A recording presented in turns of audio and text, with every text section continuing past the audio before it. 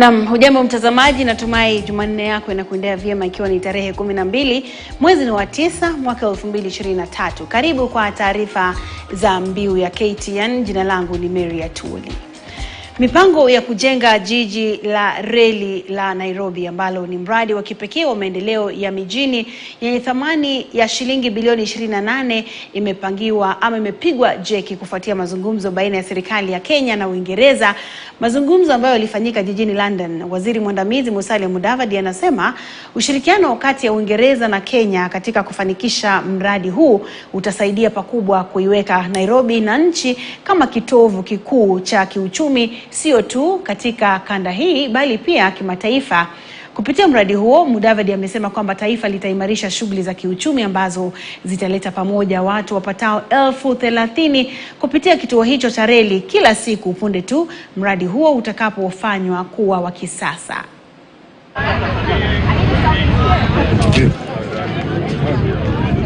What we want to be able to achieve is that with a cooperation and partnership with the government of the UK, working through UKEF, is to rehabilitate and have a new and modern railway station at the Nairobi railway station center. So this is not just about the horizontal movement of people, but it's about completely altering the economic activity around the railway station. What we have seen at King's Cross is that there is a hub that brings together about 50,000 people per day to deal with commerce, to commute, to handle other economic issues. And this has generated a new economic ecosystem around that area. So it is our desire that with the funding that we are going to get from the UK government, we should be able to achieve a similar feat around the Nairobi railway city. Na aliyekuwa shujaa wa Maumau Field Marshal Muthoni Kirima atazikwa tarehe 22 mwezi huu wa Septemba. Akitangaza tarehe ya mazishi ya shujaa huyo, Gavana wa Nyeri Kahiga amesema kwamba wameafikia tarehe hiyo baada ya majadiliano kati ya serikali ya kaunti, serikali kuu pamoja na familia. Aidha, Kahiga ameongeza kwamba Rais William Ruto na naibu wake Rigathi Gachagua ni miongoni mwa watakaohudhuria mazishi hayo. Ibada ya wafu itafanyika katika uwanja wa Kinunga kabla ya mwili wake kusafirishwa hadi eneo la Ihua ambako atazikwa kulingana na matakwa yake kwamba aziko nyumbani kwao eneo bunge la Tetu.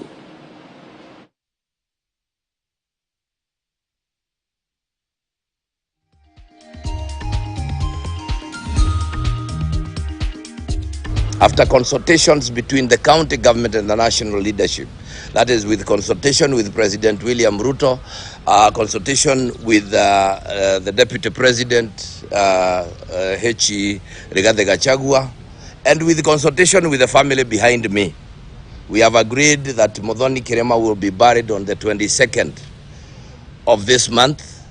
We will hold her last requiem mass and the funeral service in Kinunga Sports Stadium, and then we will take her for burial at Ihua, which is her home and her ancestral home. She had already shown us where she wanted to be buried, and she will be buried there.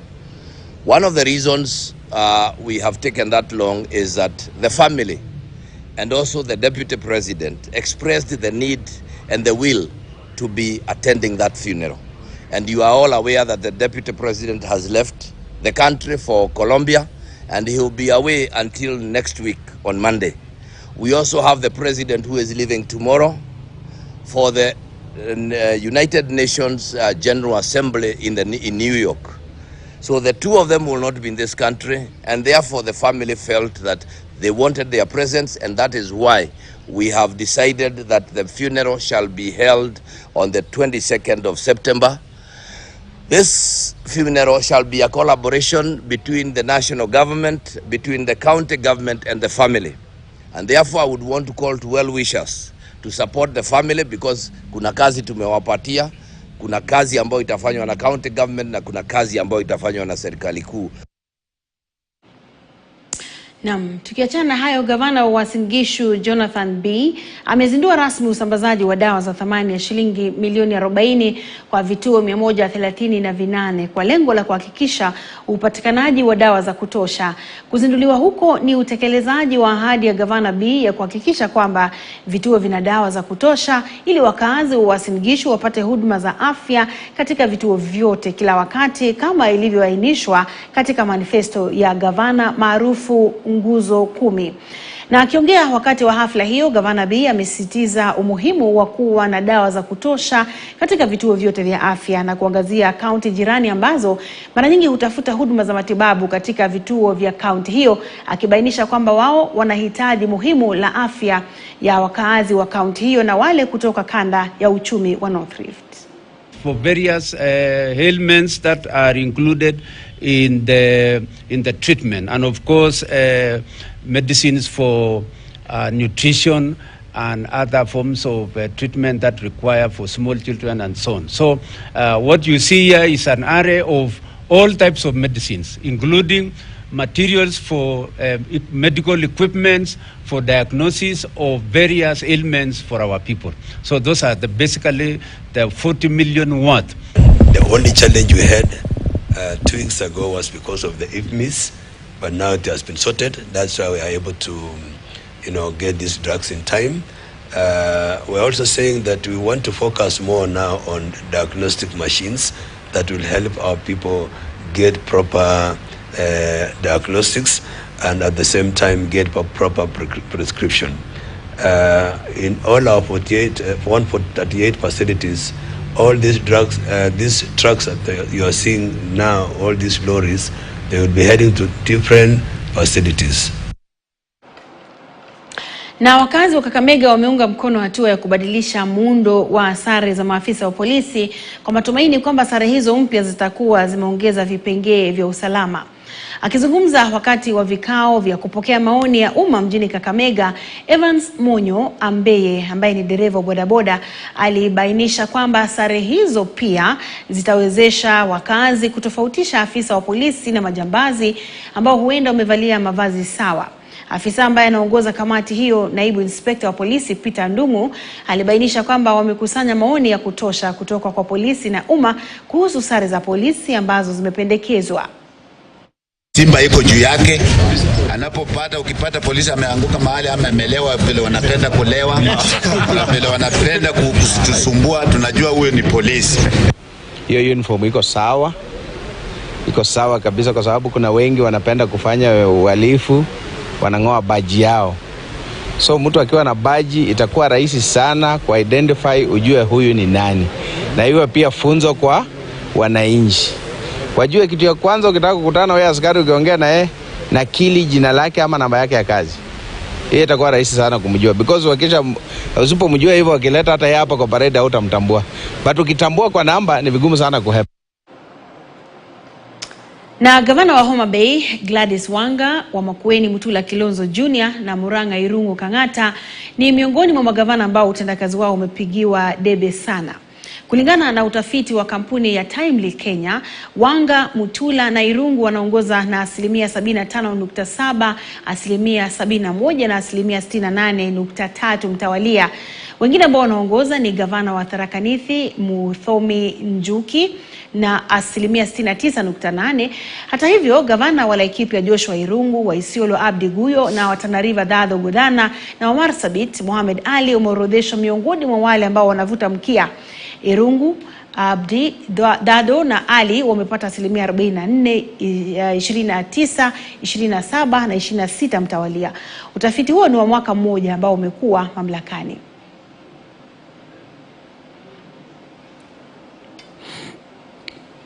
Na maandalizi ya maonyesho ya kilimo ya mwaka ya Nyeri yamekamilika. Maonyesho hayo yatakayoanza hapo kesho yatakamilika siku ya Jumamosi. Maonyesho hayo yamevutia zaidi wadau 150 watakaoonyesha baadhi ya bidhaa na huduma mbalimbali wanazotoa kwa umma. Mwanahabari wetu Clement Masombo amezuru na kuzungumza na mwenyekiti wa maonyesho hayo Patrick Karinga, ambaye anaelezea kwamba Rais William Ruto anatarajiwa kufungua maonyesho hayo siku ya Ijumaa. Naam, shukran sana. Hapa katika kaunti ya Nyeri, mji wa Nyeri, maonyesho ya kilimo ya mwaka huu, maandalizi yamekamilika. Ni maonyesho ambayo yatakuwa yakianza hapo kesho na endelea hadi siku ya Jumamosi. Tumekuwa tukizuru eneo hili, vibanda kadhaa tumezuru na tumezungumza na baadhi ya washikadau ambao watashiriki kwenye maonyesho ya mwaka huu. Tumezungumza nao, wanasema kwamba wamejiandaa vilivyo. Lakini kwa sasa nataka nizungumze na mwenyekiti wa Agricultural Society of Kenya, atueleze tu kufikia sasa ni wanatarajia nini na mambo yako vipi katika haya maonyesho ya mwaka huu. Shukrani sana mwenyekiti kwa kuungana nasi. Kufikia sasa mambo yako vipi kwa maonyesho ya mwaka huu ya kilimo ya eneo la Mlima Kenya? Thank you very much watangazaji.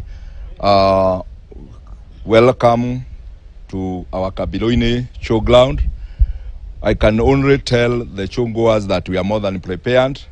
We are doing our final touches since we shall open the gates tomorrow up to Saturday 16th of this month, where we are expecting His Excellency the President of the Republic of Kenya, Dr. William Samoei Ruto, to be our chief guest.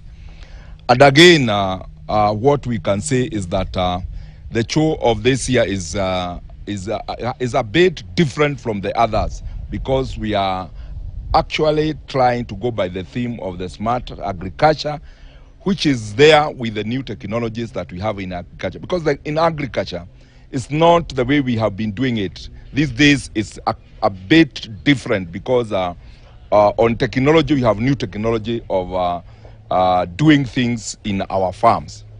One, we want to say that there is a lot of improvement in regards to the number of these showgoers, and more so the stands that we are having this year. Previously, we have never made to a number that we have this year, because we are going now to almost 110 exhibitors. Before those exhibitors, we have been having 80, 70, but this year they are more than any other number that we have ever had around Kabiloine, that is Central Kenya show. We have some exhibitors that have never been here. Just to mention, we have the presidency, that is the State House. The State House is around, and they are there to tell what they have been doing and what they are doing for this country. We have the KRA, and also, again, we have the Kenya Wildlife. The Kenya Wildlife have even donated their vehicle, whereby they will ferry our showgoers from Kabiloine to the Aberdare National Park. And we have stayed for a time without getting the Kenya Wildlife here with us, and actually they have now partnered with us to try and to make sure that our people know in this region that wildlife has some services to offer, and again to share with these local tourists that would like to see the animals that we have across within the Aberdares. Finally, I would talk of the Kenya Roads Board. We never used to have the Kenya Roads Board, especially in our Kabiloine showground, but this time around they are here. So I would wish to more so welcome all the showgoers, our school-going children. We have a lot of entertainment. The Kenya Police Guard is around. The Kenya Air Force is around. Everybody is around, because now we are expecting that our show this year, the patron who happened to be the president, will be our chief guest. Yeah. Okay, shukran sana. Bila shaka huyo ni mwenyekiti wa the Agricultural Society of Kenya ambaye ni Bwana Karinga, na akitueleza kwamba maandalizi yote yamekamilika na anakaribisha Wakenya kwenye maonyesho ya mwaka huu. Lakini cha msingi ni kwamba amesema mwaka huu watazingatia sana masuala ya kilimo kinachoambatana na climate smart, ambacho ni kilimo ambacho hakidhuru mazingira, na vile vile kikiambatana na ile agenda ya serikali ya kukabiliana na zile athari za mabadiliko ya tabia nchi. Lakini kuanzia hapo kesho sisi tutakuwa tukikita kambi hapa, na bila shaka tutakuwa tukijuza watazamaji wetu jinsi mambo yatakavyokuwa yakifanyika kutoka uwanja huu wa maonyesho ya kilimo wa Kafirene, kaunti ya Nyeri. Na asante sana Clement Masombo. Tukiendelea, washikadau katika sekta ya elimu wameweka msukumo zaidi kwenye mafunzo ya kidijitali na kuwataka wanafunzi ambao wanataka kuendeleza masomo yao kufuata mbinu ya kusoma kidijitali. Akizungumza katika mahafali ya chuo cha Human Resource Management, naibu chancellor wa chuo kikuu cha Kirinyaga Profesa Mary Ndung'u alisisitiza haja ya taasisi zote za elimu kukumbatia mtindo huu wa kisasa kwa sababu ya ufanisi wake, nguvu na urafiki wa watumiaji. Wakati huo huo, mkuu wa chuo hicho Mary Kinyanjui pia aliangazia umuhimu wa wahitimu 800 kukumbatia kujiajiri katika jitihada za kukabiliana na changamoto zinazoendelea kubadilika.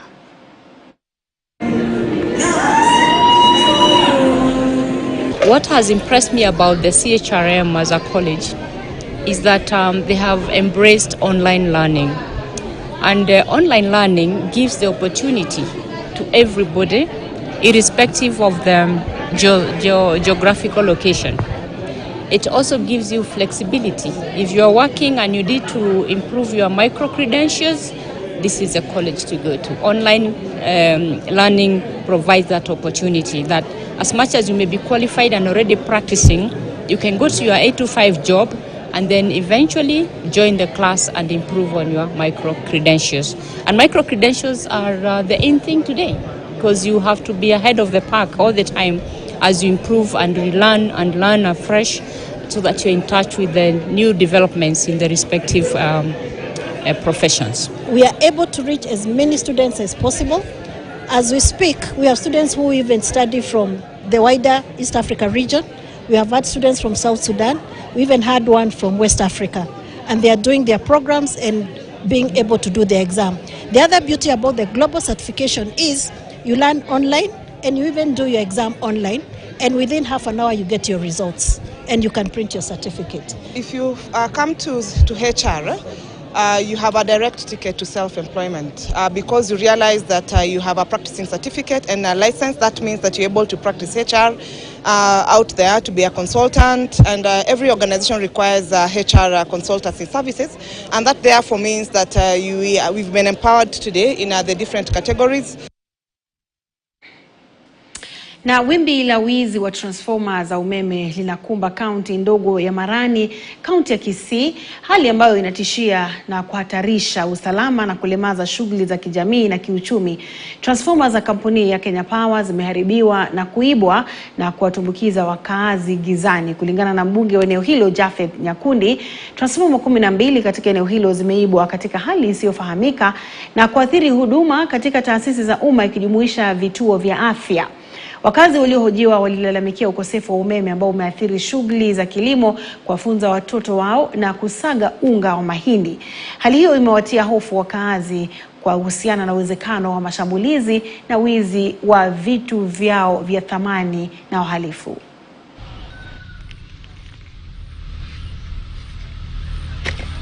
Huu wizi umezidi sana.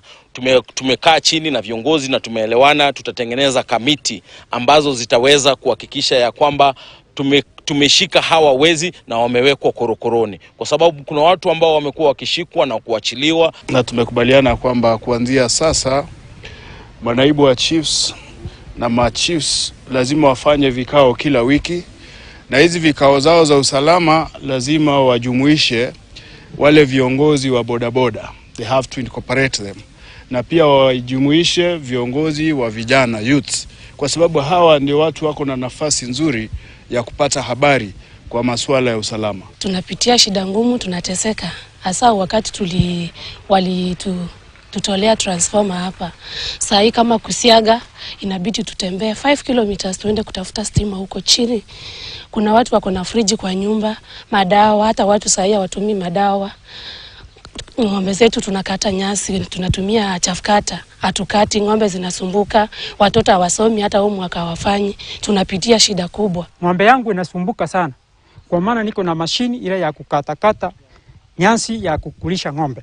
Kwa hivyo tafadhali, hata kitu chochote, hata transformer ingine wahalifu wanatuumiza sana. Hivi majuzi wamepemolewa ingine, na hivi majuzi wengine naenda. hatuoni kama tunaishi kweli kwa tunaweza kusema ni kiwango gani tutaishi na mhangaiko kwa vile au walifu wanaendelea kunyanyasha sana. Watu wengi sana, hiyo transformer inasaidia watu. Kama inasaidia watu, kama huyu mtu mwenye huyu anafanya kazi kama na hii, na yeye na ilimsaidia, lakini anataka kutesa watu, na hiyo tunataka serikali iangalie ama tulinde hii kitu, kwa sababu sisi ni wakaaji wa hapa. Na wanachama wa UDA kaunti ya Migori wamemwonya kiongozi wa wachache katika bunge la kitaifa Opiyo Wandayi kwa kuendelea kuingilia kati siasa za Migori. Mratibu wa chama cha UDA eneo bunge la Suna Mashariki Gabriel Ogola amemtaka Wandayi kuangazia siasa zake katika kaunti ya Siaya na eneo bunge la kitaifa badala ya kuelekeza nguvu zake na muda wake kukashifu uongozi wa UDA huko Migori. Ameutaka uongozi wa ODM kukubali ukweli kwamba rais wa taifa ni William Ruto na sharti wampe nafasi ya kubuni sera. Na wanachama hao wa UDA walisisitiza kwamba Rais Ruto alichaguliwa kuwatumikia Wakenya wote na hakuna anayefaa kumnyima mtu yeyote haki ya kutaka kukutana na rais. Tumesaa andikisha watu wa UDA hapa Suna East more than 4,000 ambao tunaendelea na registration, na tena watu wanatafuta kuregister kwa wingi sana, ambao inatuonyesha kwamba kufikia 2027 hii kitu itakuwa beyond repair. Kufuatana na mkakati ambao inaendelea vile Ruto anaongoza serikali, saa hizi nikwambie tu ukweli, ukienda kwa maisha imeanza kubadilika. Kwa sababu saa hii watu wamepata mavuno. Saa hii gorogoro ni shilingi 50. Na tulikuwa hiyo ndio maana wenzetu walikuwa naenda maandamano. So ile kitu ambayo inatuonyesha hii kitu itaendelea ni kwa sababu saa hizi watu wanaanza kuona kwamba hii serikali iko na lengo na future kwa mwananchi. Sisi kama watu wa UDA, vijana ama youth, tumetengwa kwa kikazi. Watu wanaajiriwa kulingana na penye walipiga kura. Watu wanapata vyeo kulingana na penye waliweka mkono. Sisi, Mr. President, tungependa sana ili uchungu yetu yenye tuko nayo rohoni mwetu tukuone macho kwa macho, ili uone vile sisi pia unaweza tusaidia kama watu wa Korijopo. Tumeshukuru sana kwa kazi yenye unafanya. Sisi kama youth hii tuko shambani tunalima, tuko na molea, tulifuata cereal Migori jana. Tumeshukuru sana kwa hiyo kazi na tunaendelea kufanya hiyo kazi. Sisi kama youth tuko na certificate, tuko na barua kwa nyumba na hatuna kazi tunafanya. Sasa tunaomba hata atuwekee hata maendeleo hapa, tuseme hata kama industry tunaweza ajiriwa tufanye kazi kwa industry yenye ameleta. Juu hapa kuna miwa, kuna vitu mingi, anaweza leta industry na tufanye kazi pamoja. Na mtazamaji, tukiendelea, gharama ya matibabu nchini inasemekana kuongezeka kwa kiwango tangu mwezi Julai, hasa maeneo ya Kisumu. Katika kaunti hiyo ya Kisumu, gharama imepanda kwa 27.6, ikidaiwa ni kutokana na maandamano. Kulingana na wadau kwenye sekta ya afya ambapo wamezungumza kwenye hafla ya shirikisho la afya nchini kwa ushirikiano na kampuni ya Smart, ambapo wamesema gharama imepanda zaidi katika kaunti za Nairobi na Mombasa, na vile vile wakiwa ndio wamiliki wa data hizi, na wamesema kuna umuhimu wa bima ya afya NHIF kuingilia kati na vile vile kulipa madeni yaliyopo ili kusaidia kupunguza gharama hiyo. We are passionate about how the country can gain a lot more in terms of precise engagements and initiatives in healthcare through the use of data, through the use of technology, and through the use of empowered engagements with the different actors to achieve the improvement of quality of healthcare. As is current now, we are looking at reforms at NHIF. And one of the key debating points is about the cost of healthcare across the various parts of the country. Without data, that debate could go on for a long time, and we still may end up with the wrong decisions.